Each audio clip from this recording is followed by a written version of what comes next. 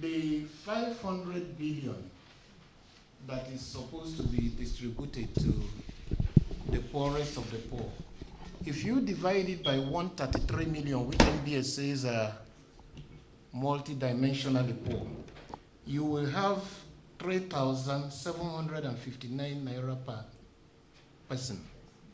One off. 3,759.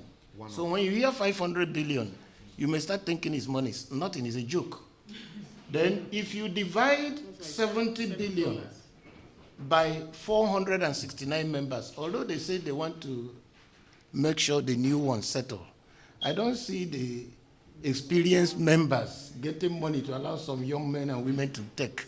So let's divide the 70 billion by 469 of them.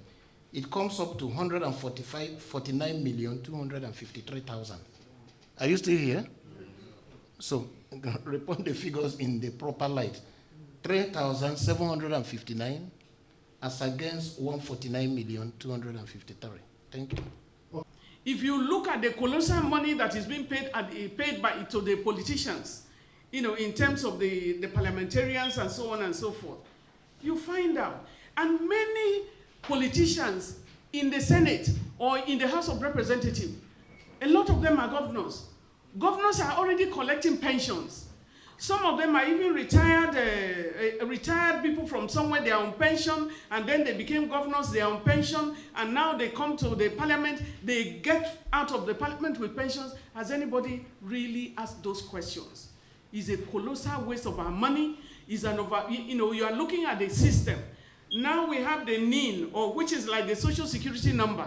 We should be able to check out the systems. We have the VIN, the government agencies that are responsible for looking at your money. For example, you can't have 500,000 in your account without them investigating you, isn't it?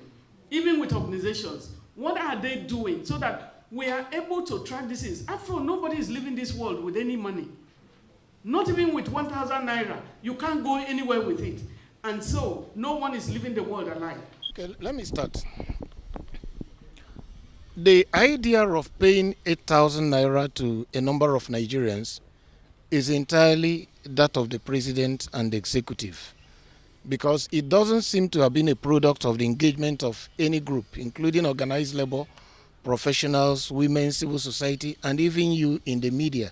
So it's entirely that of the executive arm of government.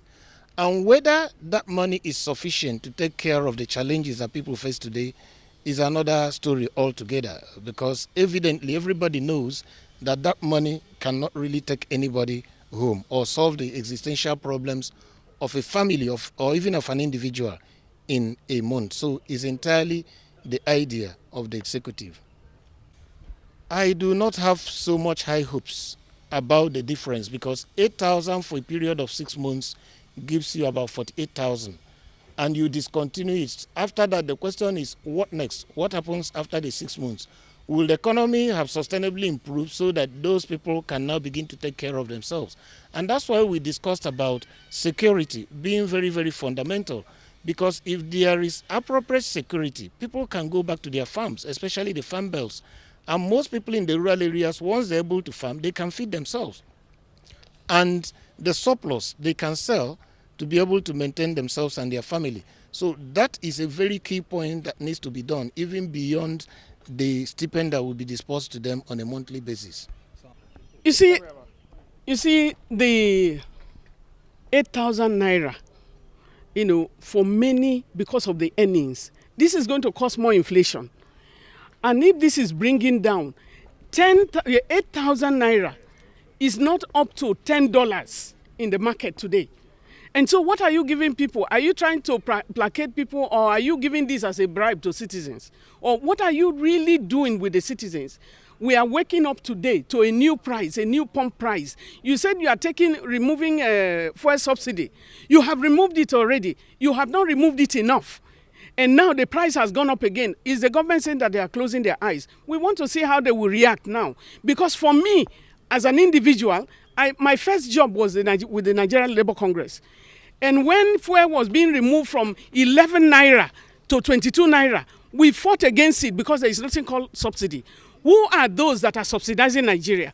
What money are you subsidizing? You have an NNPC that does not have a refinery, and the NNPC is still there. And so we are having an organization that is supposed to be, sitting on many refineries and booming economy. They don't have it, and we think everything is normal. And now today we are waking up that fuel price is 600. Those who bought fuel this morning said it's 617. Where are we going in Nigeria? And how is the government reaction?